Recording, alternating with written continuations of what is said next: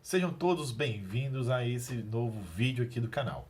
Hoje vamos dar continuidade aqui ao nosso vídeo do curso de Bioexatas. Mas antes de continuar, pessoal, só vamos lembrar de quem ainda não se inscreveu no canal, por favor, aí, se inscreva. E quem ainda não deixou o like, por favor, deixe o like. Isso faz com que esse vídeo chegue a outros alunos que talvez estejam precisando aí de uma ajudinha, tá bom? O importante é que todo mundo saia ganhando com isso. Pessoal, então vamos aqui entrar no nosso curso. Para quem ainda não me conhece, para quem ainda não assistiu o vídeo aqui, sou o professor André. E esse curso de Bioexatas, ele trabalha, né, a ideia desse curso é trabalhar com conteúdo de biologia, mas aliando aí física e química juntos. E outros cursos, e também pode entrar em um pouco de matemática, um pouco de geografia, dependendo da necessidade. Dependendo do conteúdo aí de biologia que for trabalhando, a gente pode agrupar ou juntar outras áreas também, tá?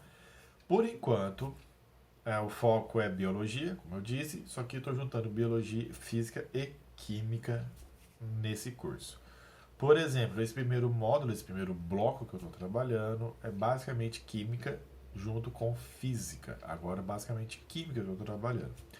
A ideia é que tenha uma base bacana para que então possamos introduzir a biologia. Uma vez que biologia, a química viva, digamos assim, né? São as reações químicas que fazem o organismo ser vivo, né? Então, nada mais é que a química viva.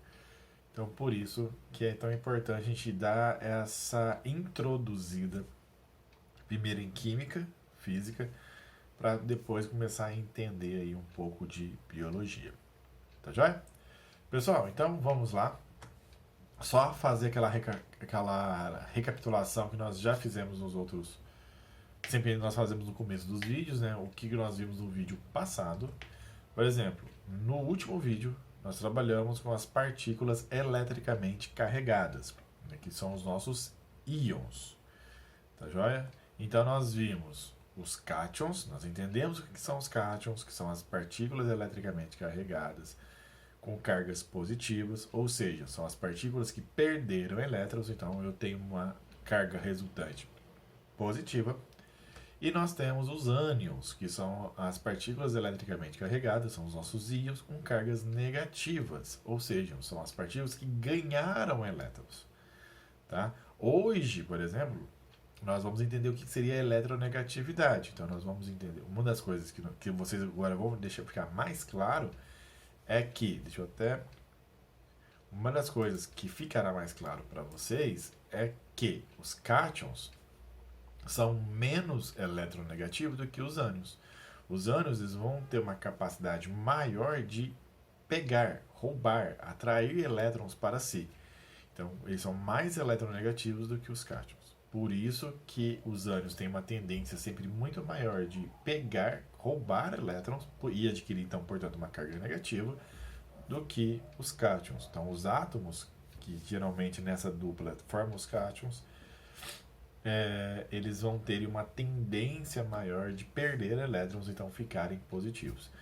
Beleza? Então, e outra coisa que nós vimos foi o que seriam os isóbaros, né, que seria ali, são átomos que possuem o mesmo número de massa. Então, átomos que compartilham ali o mesmo número de massa. E também nós vimos os isótonos, né, que são átomos que compartilham o mesmo número de nêutrons. Só um recadinho que não posso te faltar, deixa aí, por favor, seu like e se inscreva no canal. E o mais importante, compartilhe aí com seus colegas. Porque quanto mais pessoas tivermos acessando o canal, melhor será. Tá? Pessoal, e hoje? Qual é a frase ou a pergunta norteadora? É a eletrosfera. Então hoje nós vamos entender, vamos ver o que é a eletrosfera. O que é essa região tão importante. Importante para nós porque é nela que será realizada, formadas as ligações químicas. Então é importante entender como ela funciona e entender o que ela é. Porque quando a gente for ver ligação química, nós vamos estar estudando basicamente ela. Tá? É a ligação, é a interação entre duas eletrosferas que nós vamos ter as ligações químicas. Então, a eletrosfera, o que nós entendemos como eletrosfera, é na eletrosfera a região que encontramos os elétrons. Então, a eletrosfera é a esfera que possui elétrons, digamos assim. Então, é a região onde temos os elétrons. Lembrem que nós já vimos aí também em outros encontros. Devido àquela impossibilidade de determinar a posição específica dos elétrons, nós vamos poder apenas inferir, estimar aonde os elétrons se encontram. Então, nós temos apenas, nas eletrosferas, as regiões de maior probabilidade de encontrar os elétrons. E essas regiões de maior probabilidade de encontrar os elétrons, nós vamos chamar de orbitais. A partir de agora, toda vez que eu falar um orbital, ou como nós vamos ver umas outras nomenclaturas, eu estou falando daquela região de maior probabilidade de eu encontrar o elétron. Né? Ou também é a região onde eu encontro o elétron com maior frequência. Em cada orbital, então vemos agora os orbitais. Em cada orbital, nós podemos encontrar apenas 2 elétrons. Então, cada orbital pode conter até 2 elétrons. Então, ele pode conter 1 elétron, ele pode conter 2 elétrons, não mais do que 2.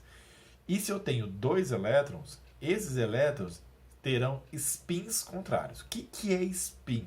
Spin nada mais é que a rotação do elétron. Então, se eu tiver um elétron, não importa se ele está rotacionando, girando para a direita ou para a esquerda, não importa. Mas se eu tiver 2 elétrons, um obrigatoriamente tem que rotacionar para a direita. Eu tenho problema com direita e esquerda, tá? Então, se eu tiver errado, ignora. Um tem que rotacionar para um lado e o outro tem que rotacionar para o outro. Então, sempre um vai ter que estar rotacionando inversamente com o outro. Esses orbitais, onde nós encontramos os elétrons, eles podem ser agrupados em subníveis de energia. Então, eu vou poder pegar esse orbital, que é essa região onde eu encontro o elétron com maior frequência, e eu posso agrupar eles em subníveis de energia. Esses subníveis de energia, que são ali os agrupamentos orbitais, vão possuir sempre a mesma forma.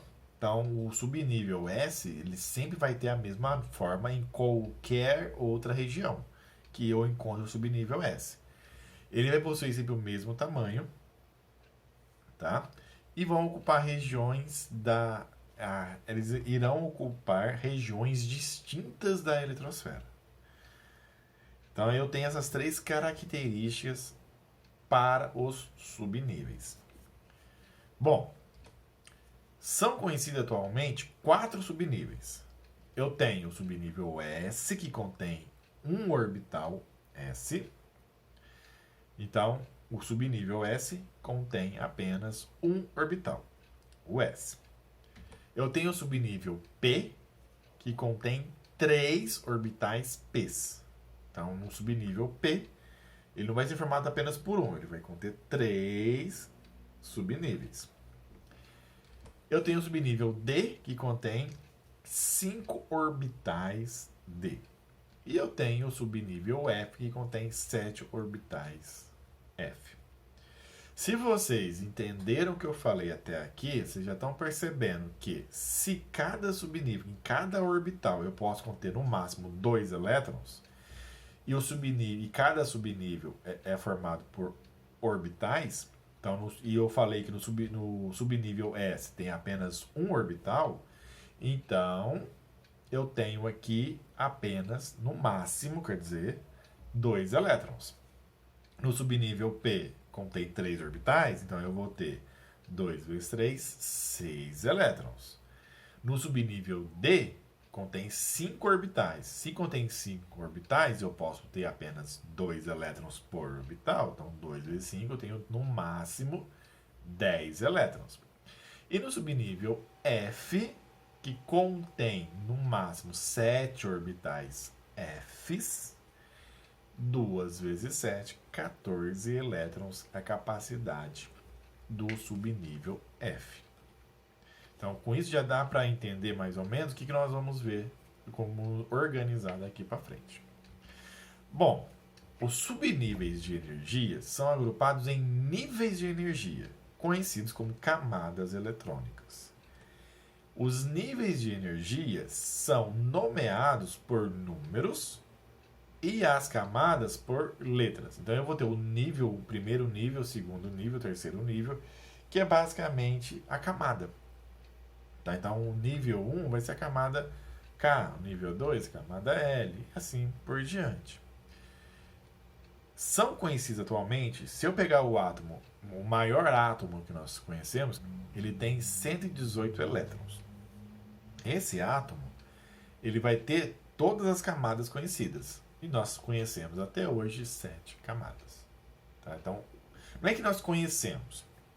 Como o maior átomo existe, que nós conseguimos, no caso o maior átomo, ele é um átomo sintético. O maior átomo que nós temos hoje possui 7 camadas, então nós conhecemos 7 camadas, tá? Bom, então como são esses níveis, como são essas camadas? Eu tenho o nível 1, que é a camada K, então eu tenho o nível 1, camada K, que só vai ter o subnível S.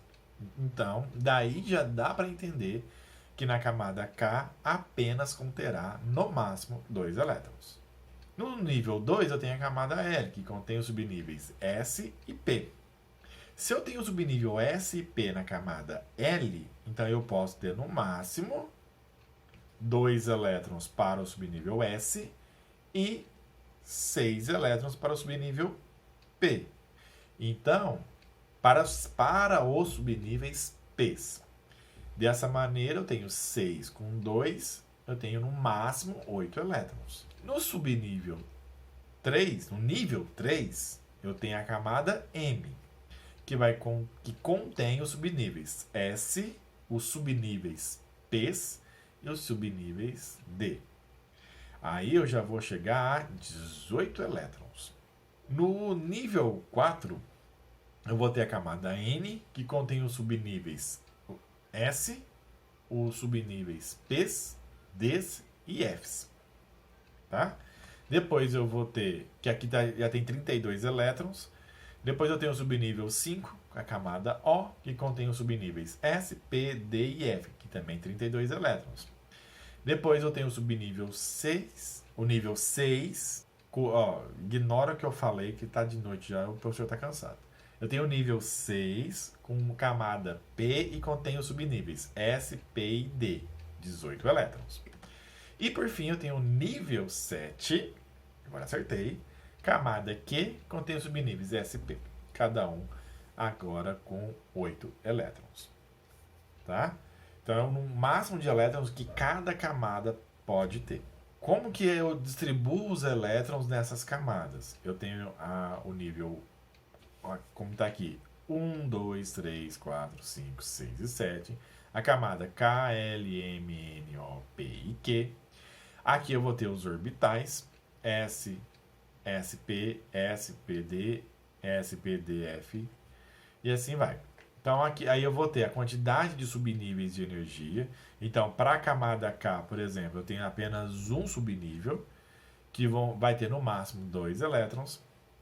Para a camada L eu tenho dois orbitais, 2 tipos de orbitais, que vai me dar 4 subníveis de energias, aonde no S eu vou ter apenas 2 elétrons e no P eu tenho 6 elétrons, totalizando 8 elétrons. Nessa última coluna aqui, pessoal, eu estou colocando o esquema para o diagrama de Linus-Pauling, que nós vamos ver um pouquinho mais para frente, tá? Mas só para vocês terem já uma visão de como nós vamos formar esse diagrama de Linus-Pauling. Essa regrinha aqui, ela sempre vai ser mantida. Então, por exemplo, eu botei aqui um átomo. Esse átomo, não importa, por exemplo, olhando para ele, eu já posso identificar que átomo que é. Por quê? Porque se eu estou fazendo a distribuição eletrônica, eu posso pré-julgar que eu estou usando um átomo neutro. Até mesmo para poder explicar para vocês. Então, se eu estou usando um átomo neutro, a quantidade de elétrons é igual à quantidade de prótons, porque eu vou anular a carga elétrica do átomo. Então eu tenho a quantidade de cargas negativas menos a quantidade de cargas positivas, eu tenho uma carga resultante zero. Então eu anulo a carga elétrica do átomo. Então esse átomo aqui é um átomo neutro. Se ele é um átomo neutro, eu posso falar que a quantidade de elétrons é igual à quantidade de prótons. Então eu tenho 1, 2, 3, 4, 5, 6, 7, 8, 9, 10 elétrons. Eu posso falar que esse átomo, o número atômico dele é 10. E se eu pegar o átomo que tem número atômico igual a 10, eu vou chegar que esse carinha aqui é um gás nobre, né, que é o neônio. Tá? Que o número atômico do neônio é 10. Então ele é um gás nobre porque todas as camadas que estão completas. Tá? Então ele não é um átomo que não reage, por exemplo, é um átomo estável. Eu tenho um núcleo. Partindo aqui do núcleo, eu vou ter a primeira camada. Ó, partindo do núcleo, eu tenho a primeira camada, que é a camada K. Na camada K, eu vou ter o subnível S. Então, a própria camada K aqui, ela já é o subnível S. Eu posso ter quantos elétrons? 2. Tá aqui os 2 elétrons na camada K, ó, do subnível S. Depois eu tenho a camada L, com o subnível S e P. Então, eu tenho o subnível S, que é esse aqui. E depois eu tenho os subníveis P, que são esses aqui, ó. Toda essa região aqui são subníveis P da camada L. Então, eu tenho no subnível S da camada L 2 elétrons, um de cada lado aqui. E nos subníveis P, para cada subnível P que eu também vou ter 2 elétrons. Ó. Para o primeiro subnível aqui eu tenho 2, para o segundo aqui eu tenho 2. Aqui eu vou ter esse, eu vou ter esse, e aqui eu vou ter esse, e eu vou ter esse. Com isso eu tenho para cada camada e para cada subnível de cada camada uma quantidade específica de elétrons. Aí você poderia perguntar, mas e se fosse um átomo que tivesse, ao invés de 10 elétrons, 9 elétrons? Aí o que aconteceria? Na última camada, que é essa daqui, ó, na camada L, que é a camada de valência, no seu último subnível, no caso, o último subnível P, que é essa região aqui, eu não teria um desses 2 elétrons, nem esse ou nem esse. Eu não teria um desses 2. Então, eu teria faltando um elétron. Então, beleza, ó, vamos continuar. A camada de menor energia, que aí nós vamos chamar de energia cinética. Por quê? Porque energia cinética, vamos lembrar, é a energia do movimento. Então, os corpos que estão em movimento possuem energia. E essa energia nós chamamos de energia cinética, a energia do movimento. Como os elétrons estão girando ao redor do núcleo, eles possuem energia. E essa energia é a energia cinética, a energia do movimento do elétron. Quanto mais próximo do núcleo eu estou, menor a quantidade de energia cinética armazenada nesses elétrons. E quanto mais distante do núcleo, maior a quantidade de energia. Que para um elétron sair daquele orbital que ele está e ir para um próximo orbital, ele tem que ganhar energia. Ganhando energia, ele pula para o próximo orbital. E se ele perde energia, ele volta para o orbital que ele está. Só que aí nós vamos entender que para que um elétron pule de orbital, ele tem que ganhar uma quantidade de energia específica para que ele faça esse pulo. Se ele não ganha a quantidade de energia específica, ele não consegue dar esse pulo. Então, dessa maneira, qual é a camada de menor energia? A que está mais próxima do núcleo. E a camada de menor energia é a camada K. E as camadas, quanto mais distante do núcleo, maior a energia. Então, eu posso falar que a camada mais energética é a L, mas o subnível mais energético é o último nível, o último subnível P, aqui, onde os elétrons estão mais distantes. Agora vamos olhar a distribuição eletrônica. O que é essa distribuição eletrônica? É a maneira que eu vou organizar os elétrons nos orbitais. É como eu vou distribuir. Eu tenho lá 10 elétrons para o neônio. É como que eu vou pegar esses 10 elétrons e como que eu vou dispor eles nas camadas eletrônicas. E vamos lembrar que para cada orbital eu posso pôr no máximo 2 elétrons. Então eu tenho esse limite, eu tenho essa regrinha básica. Eu só posso pôr 2 elétrons e de spin contrário. Eu não vou me pegar ao spin, tá? Porque eu acho que não, as chances de cair alguma coisa de spin, algo assim, eu acho que é um pouco difícil. Eu não vou me pegar a isso. Mas caso caia alguma coisa, é só vocês lembrarem que cada vez que você adiciona um elétron, você vai ter que colocar ele com spin contrário. E o spin ele é dado como uma seta. Então, se eu tenho seta para cima, o elétron está girando num sentido. Se a seta está para baixo, ele está girando em outro sentido. Então, é só você pôr setas contrárias. Tá? Cada vez que você colocar um elétron no orbital. E esses orbitais são representados com caixinhas. Beleza? Então é fácil, não é assim tão complicado e vocês vão tirar de letra. Eu só não vou fazer isso para não ficar muito demorado, porque vocês já sabem que eu falo demais. Então, a organização dos elétrons é dada nos orbitais. Os orbitais são organizados nos seus subníveis, como nós vimos, S, P, D e F. E os subníveis, eles estão ali todos agrupados nas suas camadas, K, L, M, N, O, P e Q. Para fazer o preenchimento dos orbitais, sempre começar pelos elétrons de menor energia. Então, eu sempre vou começar partindo do núcleo para baixo. Tá? Então, eu vou começar sempre com a camada K, depois a camada L, depois a camada M e assim sucessivamente. Cada elétron adicionado sempre irá para o próximo orbital vazio. Então, caso o orbital anterior já esteja completo. Então, eu estou lá no subnível S. Colocou um elétron. Se eu tiver mais elétrons para colocar, eu coloco 2 elétrons naquele orbital.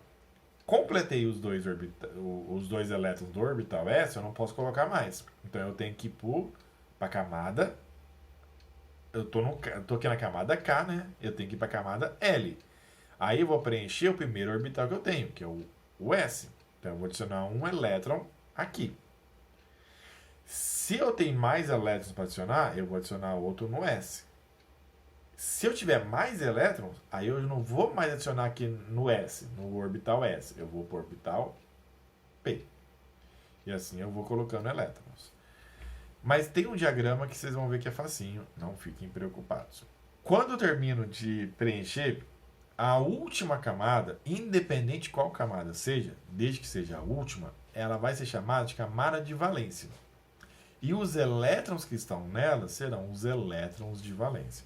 Então, sempre a última camada é a camada de valência e os últimos elétrons, e os elétrons que são nessa camada, quer dizer, né, são os elétrons de valência.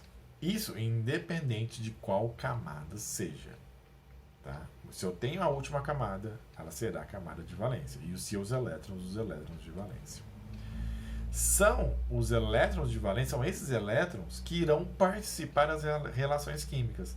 Então, são eles que irão interagir, essa região da eletrosfera que irá interagir, formando as reações químicas.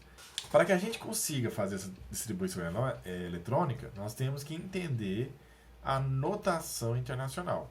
Essa notação internacional é dada por esse código, onde eu tenho, de um lado, o nível ou camada. Lembra que o nível é igual a camada? O nível de energia é igual a camada. Então, eu vou ter aqui um número representando o nível ou a camada, uma letra em minúsculo representando os subníveis de energia, S, P, D e F. E aqui eu tenho a quantidade de elétrons daquele nível. Por exemplo, o subnível P pode ter 1 elétron, 2 elétrons, 3 elétrons, 4 elétrons, 5 elétrons ou 6 elétrons. Pode ter 7? Não, no máximo 6 elétrons. Tá? E se fosse o subnível F? Aí poderia ter 7, 8, 9, 10, 11, 12, 13 ou 14 elétrons. Tá? No máximo 14. Nós só temos que adicionar esses elétrons. Tá? Então esse é o código que nós usamos para fazer essa distribuição eletrônica. Uma maneira que os pesquisadores, os cientistas acharam, no caso que Linus Pauling achou, para organizar essa distribuição eletrônica e para ficar fácil de montar essa distribuição eletrônica, foi que ele criou um diagrama com as camadas e com os subníveis. Para que eu faça essa distribuição eletrônica, eu preciso que o átomo esteja no seu estado fundamental. E o que seria esse estado fundamental? O estado fundamental de um átomo é quando os elétrons estão situados nos níveis energéticos mais baixos. O que isso significa? É que todos os elétrons eles estão ocupando as suas órbitas corretas, as suas órbitas padrões. Então, nenhum elétron ganhou energia, nenhum elétron perdeu mais energia que ele já tinha. Então, todos os elétrons estão nas suas órbitas habituais. Uma coisa é o estado fundamental do átomo. Outra coisa é o átomo neutro. O átomo neutro, nós consideramos um átomo sendo neutro quando a quantidade de elétrons é igual à quantidade de prótons. Então, a carga resultante final ela é neutra. O estado fundamental de um átomo é quando todos os elétrons estão nos seus orbitais de origem. No caso, seus níveis energéticos mais baixos. Esse diagrama que Linus Pauling criou, ele vai basear na sequência crescente de energia. Então, partindo do átomo, do núcleo, ele vai seguir. Então, ele vai pegar a primeira camada próximo do núcleo, depois a segunda camada mais próxima do núcleo, depois a terceira camada mais próxima e assim sucessivamente. Então, e além dele olhar esse nível crescente de energia, o diagrama de Pauling possibilita determinar a quantidade de elétrons por nível de camada em cada subnível de energia. Bom, aqui ó, nós temos um núcleo. Então, partindo do núcleo, eu vou ter o diagrama de Pauling. Então, eu tenho aqui, ó, lembrando, camada K, L, M, N, O, P e Q. Imagina que o núcleo daqui, a eletroceta está passando aqui, ó.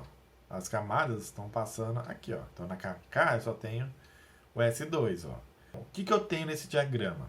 Eu vou ter o diagrama aqui no centro, mas aqui ele já vai me dar, ó, as camadas eletrônicas, ele vai me dar o subnível de energia, ele vai me dar a quantidade de elétrons por camada, ele me dá o nível energético, tanto das camadas quanto dos subníveis, dos orbitais.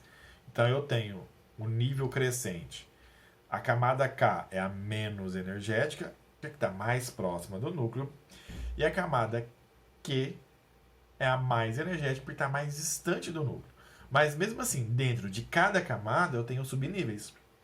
Então eu sei que dentro do L, os subníveis P são mais energéticos do que o subnível S. O subnível D da camada M é mais energético do subnível P, por exemplo. Por quê? Porque aqui eu tenho uma ordem crescente de energia. Beleza? Então, por esse diagrama eu já consigo determinar várias coisas. Além de a quantidade de elétrons que eu tenho, né, dada aqui em cima, para cada orbital. E aqui a quantidade total pela camada. Tá?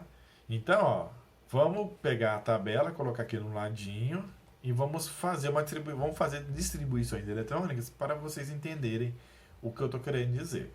O primeiro eu vou pegar o hidrogênio. Então eu vou pegar 3 exemplos, o hidrogênio, o hélio e o neônio, tá? Para vocês verem como que isso funciona, digamos, na prática. E depois vamos fazer com átomos maiores para vocês verem essa distribuição crescendo. Então eu vou pegar aqui o hidrogênio. Ó, eu tenho um átomo aqui de hidrogênio sem elétrons. Eu tenho um próton, ó, hidrogênio 1, né? Então eu tenho um próton. E se eu tenho um próton, eu tenho que pôr um elétron. Então, ó, eu vou riscar o subnível S e vou adicionar um elétron. E coloco aqui na frente um S1. Já para o hélio, eu tenho 2 prótons, 2 nêutrons e hélio 2. Eu tenho que adicionar 2 elétrons. Então, se eu tenho só 2 elétrons, então é o subnível S. Então, eu risco aqui o subnível S e adiciono um S2. E eu tenho o neônio, que ele já tem aqui 10 prótons dentro do seu núcleo. Então ele vai ter 10 elétrons. Lembra que eu estou trabalhando com átomo neutro. Então, qual é a primeira camada que eu vou preencher?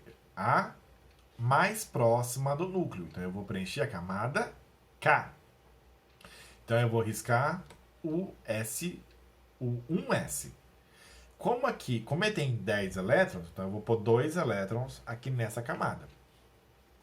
Depois, ó, eu vou para a camada L. Então, eu tenho que riscar aqui, ó, o 2s. Então, eu vou dar uma riscadinha aqui, colocar o 2s e colocar os 2 elétrons.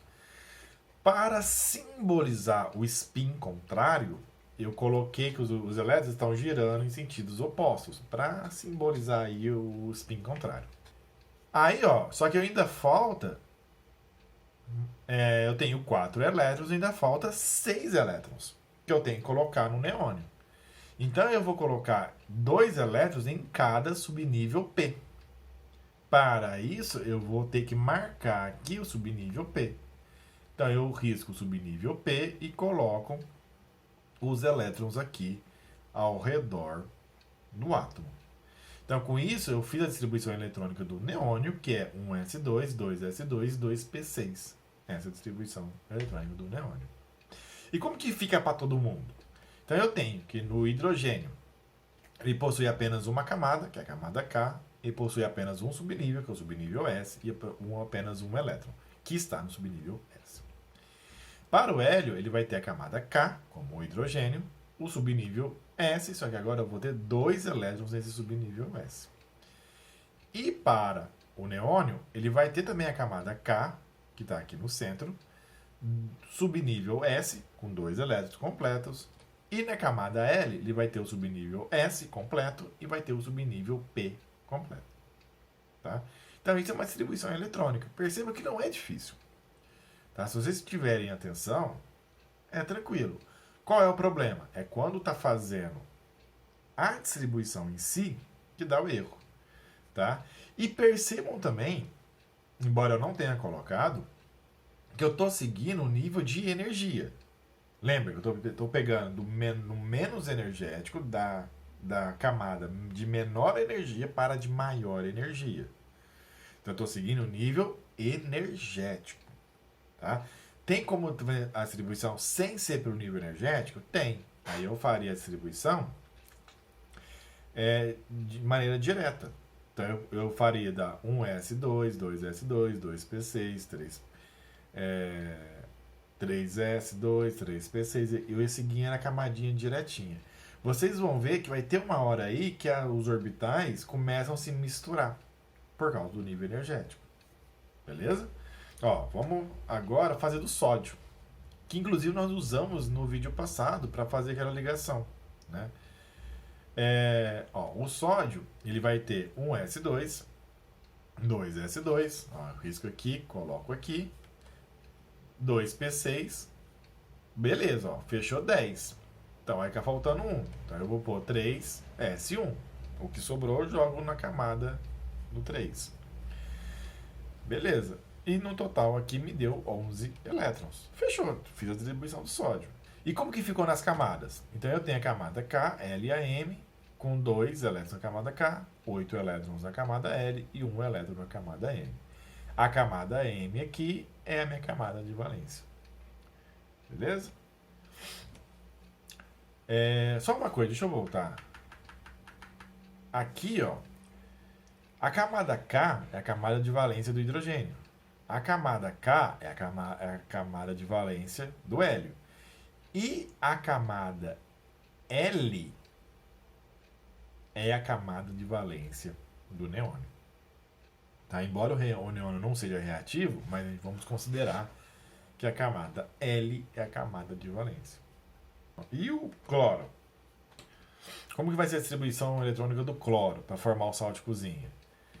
Eu tenho aqui eu tenho 17 prótons. Se é um átomo neutro, eu vou ter 17 elétrons. Então, eu vou riscar aqui o 1s e já colocar 2 elétrons. Então, risco o 2s aqui, colocando 2 elétrons. 2p's para colocar 6, já tenho 10 elétrons. Então fica faltando 7. Então a gente continua, ó, descendo aqui, 3s, depois 3p5. Tá? Eu venho aqui no 3, o que sobrou eu já jogo aqui pro P. Tá? Então o cloro também é tranquilinho de fazer, porque ele é menor. E por enquanto não deu problema nenhum. Ó. 1s2, 2s2, 2p6, 3s2 e 3p5. Então eu vou ter 17 elétrons. Na camada K eu tenho 2 elétrons. Na camada L eu tenho 8 elétrons. E na camada M eu tenho 7 elétrons. E a minha camada de valência é a camada M. Então, tanto no cloro, no sódio, eu tenho um elétron na camada M, e minha camada M é minha camada de valência, quanto no cloro, a camada M continua sendo a camada de valência. Na reação que nós fizemos na aula passada, né, no vídeo passado, o sódio perde um elétron para o cloro. Por que isso acontece? Quando nós temos uma reação química, essa reação química ela vai acontecer para que os átomos atinjam a sua estabilidade eletrônica. E o que é essa estabilidade eletrônica? Eles tendem a ficar como os gases nobres, né, com a mesma quantidade de elétrons na camada de valência que os gases nobres. Então, quando o sódio perde esse elétron para o cloro, ele passa a ter 8 elétrons na sua atual camada de valência, que é a camada L. E ele fica estável. E quando o cloro recebe um elétron do sódio, ele passa a ter 8 elétrons na sua camada de valência. E ele torna-se estável também. Então eu tenho aí 2 átomos ficando estáveis através de uma ligação química. E como eles passam a ter cargas opostas, eles se atraem e essa atração faz com que eu forme uma molécula. E essa molécula, nós vamos chamar ela de sal, que é o cloreto de sódio, que é o sal de cozinha. Agora vamos piorar a situação. Vamos pegar a prata. A prata tem 47 prótons. Então, se é um átomo neutro, ele vai ter 47 elétrons. Partindo disso, vamos até chegar aqui um pouquinho para trás ao diagrama para começar. Então, eu vou riscar aqui o primeiro, que vai dar a camada K, 2 elétrons. Depois eu vou riscar o segundo para K2S2, 2P6, L8. Perceba que agora eu já estou colocando os números, porque nós vamos ter que tomar cuidado mais para frente. Então eu já vou colocando os números para já poder ir somando. Então eu já vou vir para 3S2, 3P6 para formar a camada M com 8 elétrons. Depois 4S2, olha aqui a bagunça começando. 3D10, a camada M voltou. Por que isso acontece? Lembrando, aqui a camada 3D, o subnível D é o subnível de maior energia da camada M, então ele está mais distante. Mas na camada 4 tem a camada S, o subnível S, que é o de menor energia. Então ele se aproxima da camada M, podendo ter uma troca onde o subnível S fica abaixo, mais próximo do núcleo, digamos assim, do que o subnível D. Então eu consigo ter essa troca. Como essa troca ocorre, o diagrama o diagrama de Pauling já contempla isso. Então eu vou ter algumas trocas em subníveis devido à sua energia em alguns momentos, e essa é uma. Então, por isso, seguir essas setinhas aqui é tão importante. E um dos erros que ocorrem é quando nós esquecemos de seguir essa setinha. Porque aí começa a dar problema quando eu faço uma distribuição baseada em energia. Bom, então eu tenho aqui 3D10, camada M, com 10 elétrons. Depois eu venho aqui para a camada N, 4P, voltei para a camada N, 4P6. E venho para a camada O. Percebam que eu coloquei um X. Por quê? Porque se eu faço as contas, eu já estou com um total de 36 elétrons. eu tenho um total de 47. Então eu não posso simplesmente colocar aqui S2, por exemplo. Por quê? Porque se eu colocar S2, quando eu voltar aqui para a camada N, eu não completo ela. E lembra da regra, eu tenho que completar as camadas, as primeiras camadas, para depois completar os subníveis das camadas que eu estou trabalhando, para depois pular para a camada de maior energia. Então, primeiro eu tenho que completar as camadas de menor energia para depois completar as camadas de maior energia. Como eu não sei qual o número que vai aqui, eu vou pôr um X e vou somar tudo. Somando tudo, todos os elétrons que eu já distribuí, eu chego num total de 36 elétrons. Bom, eu tenho 47 elétrons para distribuir e eu já distribuí 36. Então está faltando 11 elétrons. Desses 11 elétrons, eu sei que no subnível D cabe 10 elétrons. Então eu posso pôr 10 elétrons aqui no subnível D. E esse 1 elétron que está sobrando, eu volto ele para a camada O. Ou melhor, eu jogo ele lá na camada O. Então aqui vai, agora ao invés do X, vai ser 1. E a camada O é a minha camada de valência. Então, perceba que não é difícil. Só que se comer bola, se comer bronha aqui, aí você acaba errando. E é geralmente aqui que as pessoas erram. Inclusive tem alunos que nem preferem fazer por energia. Eu mostro por energia porque vai no vestibular, pede por energia. E é o mais difícil. Porque se você fizer isso aqui sem ser por energia, diretão, camada K, L, M, N, você não teria esse problema. Por exemplo. Né? Você já ia preenchendo todo mundo. Mas se no vestibular pedir por distribuição por energia, aí pode ser que dê problema. Bom, então como que fica a distribuição se eu for olhar as camadas? Camada K2, L8, M18, N18 e O1. Poderia ser N19? Não. Tá? Então, para quem for preencher por camada, lembre que você não pode colocar esse 1 aqui. Não pode ser 19. Mesmo que a N suporte 32. Você não pode colocar aqui. Você tem que colocar no O, na camada O. Por isso que fazer a distribuição aqui antes é mais seguro do que você fazer direto aqui por camada. Tem aluno que prefere fazer por camada também. Mas aí fica a critério. Tá? Eu recomendo fazer pela distribuição aqui pelo diagrama, porque você vai ver onde você está colocando e caso dê algum probleminha você pode corrigir, do que fazer direto por camada. Vamos fazer do chumbo, que tem 82. E a sequência vai ser a mesma. Primeiro eu vou pôr aqui a camada K1S2, porque lembra, o átomo, o núcleo está aqui. Depois eu vou fazer a subnível camada L, com subnível S2. Depois eu vou fazer a camada M, com subnível S2 e P6. Ó, fechei aqui. Aí eu vou para o subnível N, eu vou para a camada N, subnível S2, preenchi, agora eu volto para a camada M, D10, M, eu vou pôr 10 elétrons. Como eu tenho 82, perceba que eu não estou preocupando, estou pondo elétron para depois fazer as contas. Eu venho aqui então para subnível para a camada N, P6 com 6 elétrons, e depois eu desço para a camada O, com 5 elétrons, com 2 elétrons, subnível S.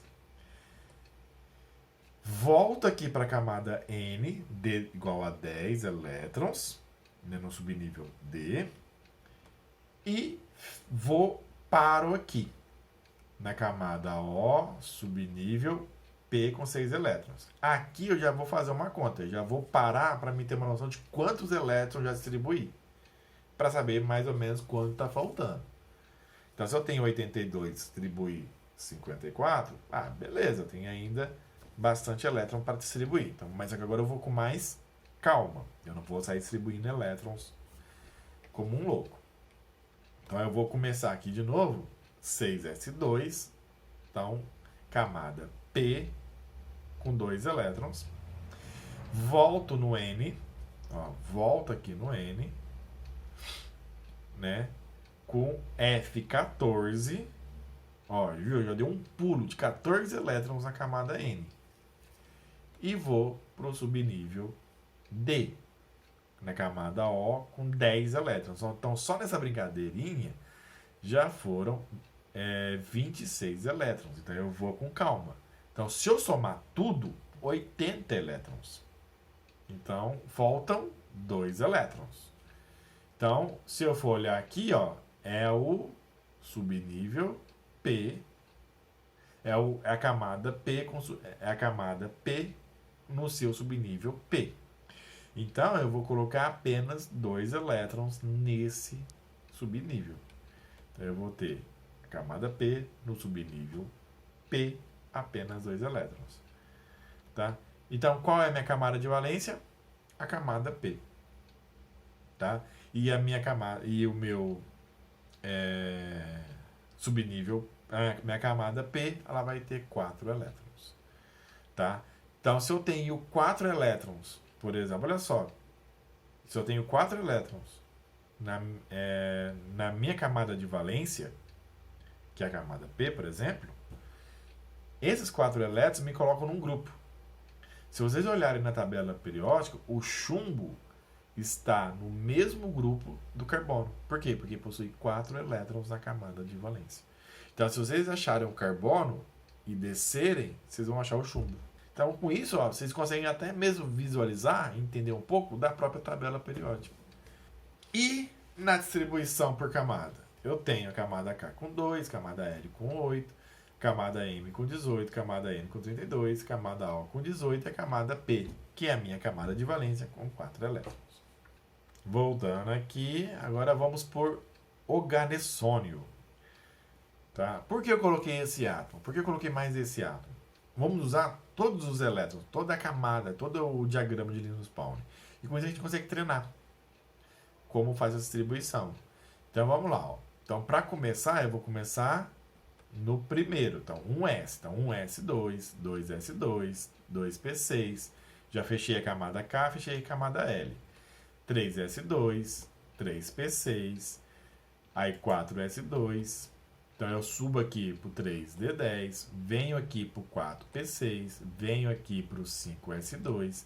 Volto aqui para o 4d10. Desço aqui para o 5p6. Venho aqui para o 6s2. Fechou aqui? Volto aqui para cima de novo para o 4f14. Eu somei aqui, mas como eu sei que é o ganossônio, eu sei que vai até o final. Tá? Porque é o átomo com maior número de elétrons. Então ele vai preencher tudo. Então eu não estou nem um pouco preocupado. Né? Então eu voltei aqui para a camada N, 4f14. Aí eu vou para a camada O, 5d10. Vou para a camada P, 6p6. Desço para a camada Q, no subnível S com 2 elétrons. Completei o subnível S da camada Q com 2 elétrons. Eu volto agora para a camada O, F14, completo com 14 elétrons. Completo o subnível F com 14 elétrons e desço para a camada P. E completo o subnível D com 10 elétrons. Completei com 10 elétrons. Desço, então, por fim, para a camada Q, subnível P e completo com 6 elétrons. Somando o 56 com 62, eu vou ter 118 elétrons distribuídos. Então, esse é o maior átomo e com isso já dá para praticar essa distribuição eletrônica. Bacana, deu para treinar, né, essa distribuição eletrônica. Então, com isso fica mais claro para vocês. Se vocês seguirem aqui esse diagrama, como eu fiz aqui com as setinhas, vocês vão conseguir fazer distribuição de qualquer elemento químico da tabela periódica. E a chance de você acertar uma questão que peça a distribuição eletrônica por energia, aí é tranquilo. Tá joia? É até mesmo a que pede sem distribuição de energia. Porque ao invés de vocês misturarem algumas camadas, como por exemplo a camada M, né, a camada N que entra dentro da camada M, ou a camada O que entra dentro da camada N, e assim sucessivamente, é só vocês seguirem K, L, M, N, O, P e Q, como a gente fez, como eu vou fazer daqui a pouquinho. Só que antes de eu mostrar a distribuição por camada, nós temos que identificar qual é a camada de valência. E a camada de valência, aqui no caso, é a camada Q, né? Num total de 8 elétrons. Então a camada de valência é a camada N, a camada Q, né? Com 8 elétrons. E a distribuição por camada fica então 2, 8, 18, 32, 32, 18 e 8. Beleza? Então, a distribuição por camada. Bom, pessoal, chegando aqui ao fim, eu queria só comentar com vocês o que seria energia ou potencial de ionização. O que é essa energia de ionização ou potencial de ionização? Lembrando que ionização é como eu transformo um átomo em um íon. Então, se vocês já pegaram que eu vou mudar um átomo para um íon, então eu posso falar que energia ou potencial de ionização é a quantidade de energia mínima, a menor quantidade de energia que é necessário para eu retirar um elétron de um átomo isolado que esteja no estado gasoso. Então eu tenho um átomo que está no estado gasoso e a energia que eu preciso ter para tirar aquele elétron. E aí eu transformo aquele átomo em um íon. E eletronegatividade, que é importante a gente frisar aqui, trabalhar aqui, porque nós vamos trabalhar com bastante esse termo será bem usado, como já foi usado sem que vocês percebessem, inclusive. Então, eletronegatividade é a tendência que os átomos possuem de atrair elétrons para si ou ceder elétrons. Basicamente, é a tendência que o átomo tem de atrair elétrons, tá? Então, quando um átomo é muito eletronegativo, né, quanto mais eletronegativo for o átomo, maior será a sua força de atração exercida pelos elétrons. Eu gosto de trabalhar com essa ideia de que a tendência que os átomos possuem de atrair ou ceder elétrons, porque tanto um átomo ele pode ceder elétrons, né, como ele pode reter elétrons. Então eu gosto de trabalhar, mas vocês podem ver alguns livros que não vai o conceito de eletronegatividade não será esse. Mas assim eu acho que fica mais claro para vocês entenderem o que seria a própria eletronegatividade. Então, quanto mais eletronegativo for o átomo, maior será a força de atração exercida nos elétrons. Então, mais facilmente ele irá retirar elétrons do átomo que ele está se ligando, né? O átomo que está próximo, que ele vai se ligar.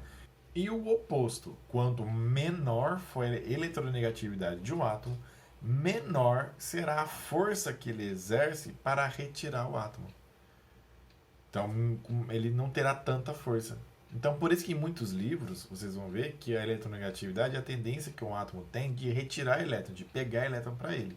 Só que quanto mais eletronegativo ele for, maior será essa força de retirar elétrons, e quanto menos eletronegativo ele for, menor será essa força.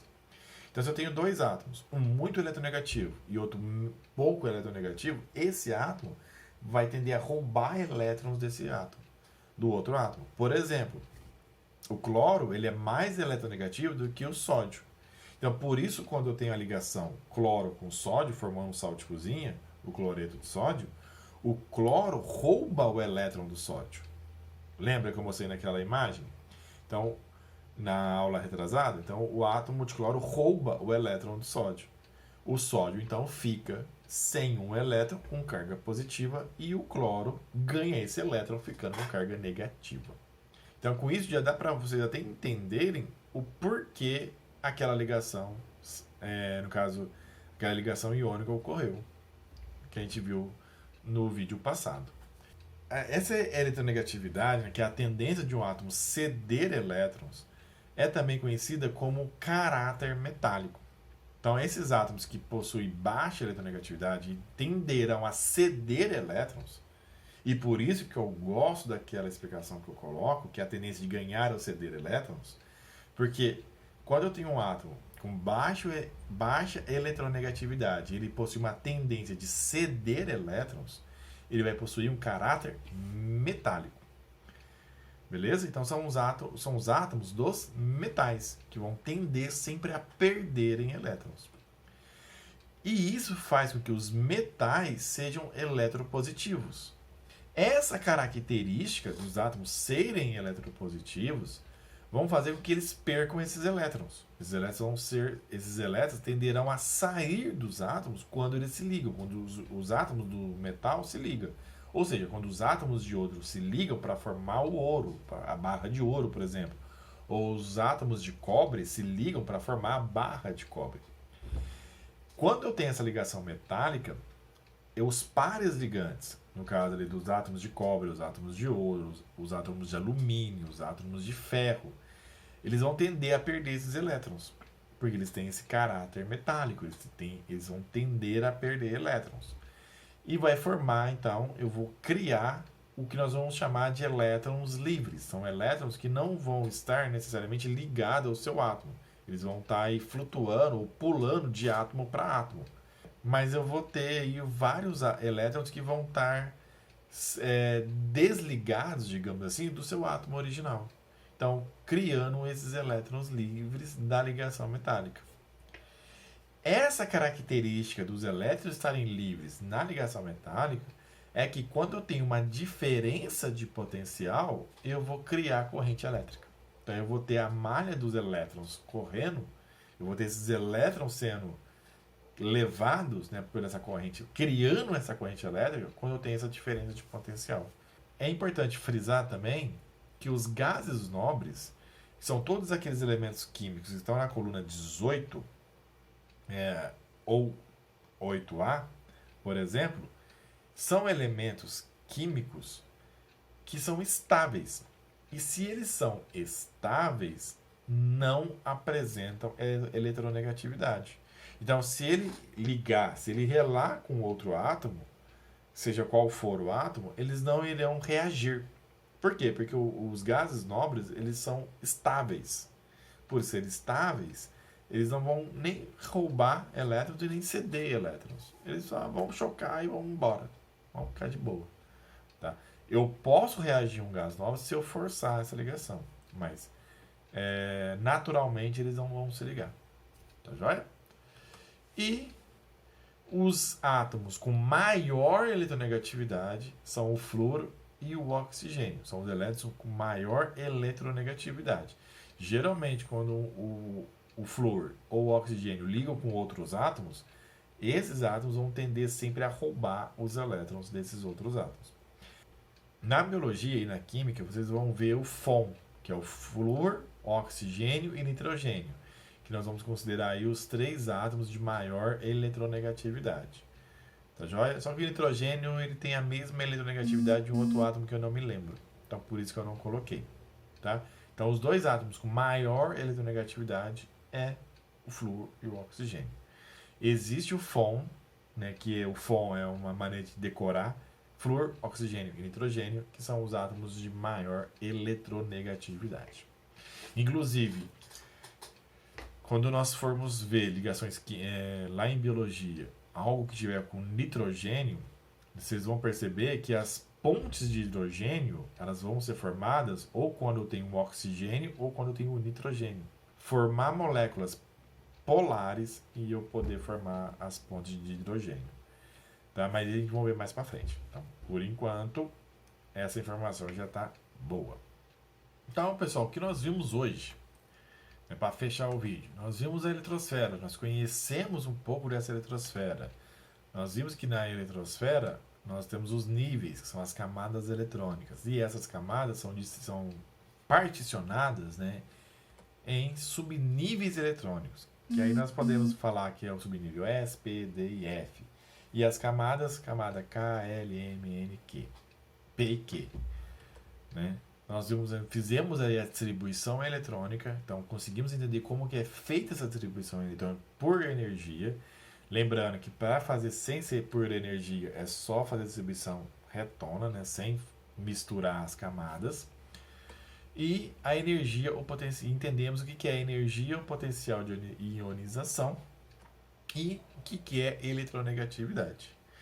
Então, e o que eu peço para vocês, pessoal, deixem o like, se inscreva no canal se ainda não se inscreveu. Obrigado pelo carinho por ter assistido. Espero do fundo do coração estar ajudando, tá?